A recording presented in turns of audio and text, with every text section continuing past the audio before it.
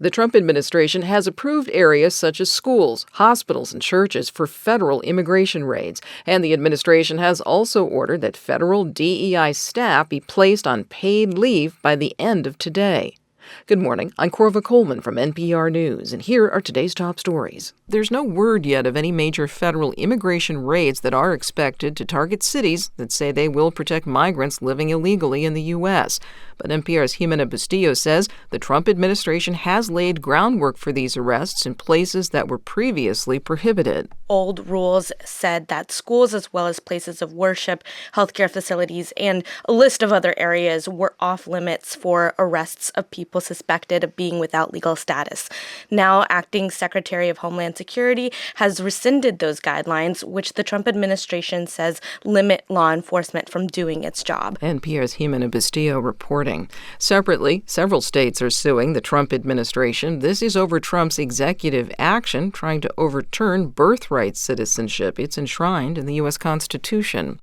President Trump has issued another executive order, this time ending federal programs dedicated to diversity, equity, and inclusion. NPR's Ayanna Archie reports employees of these programs have been put on paid administrative leave. The Trump administration is moving quickly to reevaluate federal DEI programs.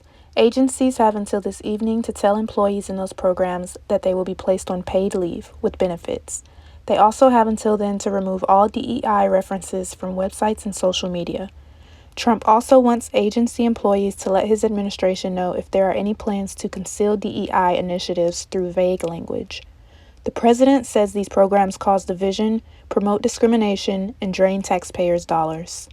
Agencies have until Thursday to report their compliance to the administration, and until the end of the month to come up with a broader plan to reduce the workforces for these programs. Ayanna Archie, NPR News. Trump is also blaming the Federal Aviation Administration for hiring people with, quote, serious infirmities that could impact life-saving duties. He insists there are people who want to work for the FAA but don't have a requisite disability or the right skin color. Trump has offered no evidence of his allegations. President Trump's nominee to be defense secretary is facing more allegations of misconduct. In a sworn statement to the Senate, the former sister-in-law of Pete Hegseth accuses him of being abusive to his second wife. NPR's Luke Garrett reports. Danielle Hegseth, the former wife of Hegseth's brother, says the defense secretary nominee, quote, has an alcohol problem and was abusive to his ex-wife. In her affidavit, reviewed by NPR News, she says at times Hegseth's second wife hid in a closet from him out of fear. Danielle Hegseth submitted the affidavit in response to a request from Democratic Senator Jack Reed of Rhode Island. The ranking member of the Senate Armed Services Committee called the affidavit, quote, disturbing and potentially disqualifying. On Monday, the committee endorsed Pete Hegseth's nomination along party lines, paving the way for a vote in the full Senate.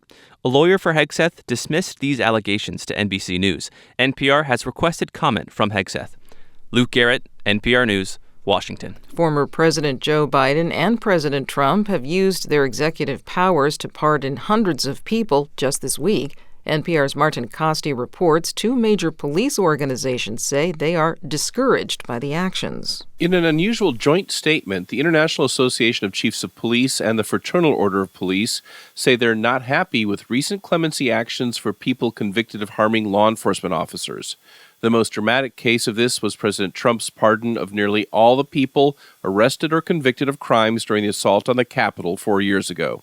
Michael Fanone was a D.C. cop caught up in that, and he's angry. You know, at the end of the day, the whole idea of backing the blue and the intern is all just crap. The joint statement also cites clemency actions by President Biden, which include the commutation of the life sentence of Leonard Peltier, the Native American activist convicted of killing 2 FBI agents 50 years ago. Martin Costi, NPR News. Fire crews continue to battle wildfires in the Los Angeles region. These have killed at least 28 people this month and destroyed more than 15,000 structures. President Trump plans to travel to Los Angeles on Friday to view the fire damage for himself.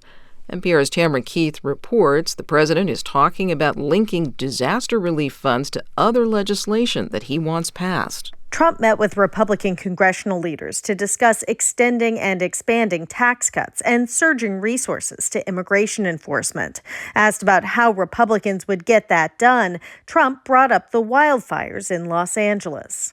it's been in some ways made simpler by Los Angeles because they're going to need a lot of money. And generally speaking, I think you'll find that a lot of Democrats are going to be asking for help. So I think maybe that makes it more one-sided. I think we're going to do very well. Look, we're going to take care of Los Angeles. I'm going there. Trump plans to stop first in North Carolina, where hurricane recovery efforts are still underway. Tamara Keith, NPR News. Forecasters say a winter storm is still pounding the southeast from northern Florida to southern Virginia. Areas in between, from Jacksonville to Virginia Beach, could get about 3 inches of snow in all. Areas on the Gulf Coast got a lot more than that yesterday.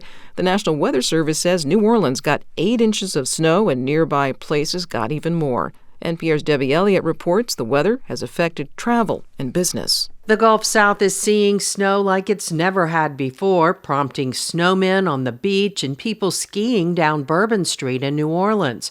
But Louisiana Governor Jeff Landry warns treacherous conditions remain in a region not used to dealing with icy roads. Again, this winter wonderland that we're seeing right now is going to end and a hard freeze is going to begin. So the fun is going to come to a quick end. Government offices, schools, and many businesses are closed.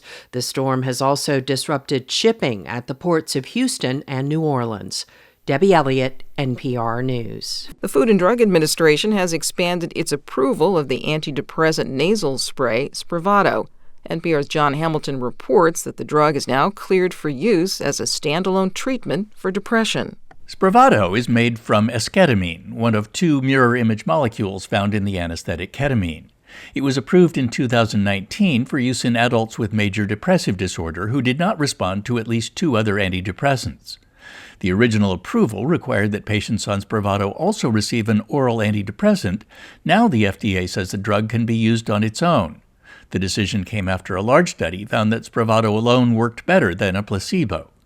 In the first 9 months of 2024, the drug generated sales of about $780 million for its maker, Johnson & Johnson.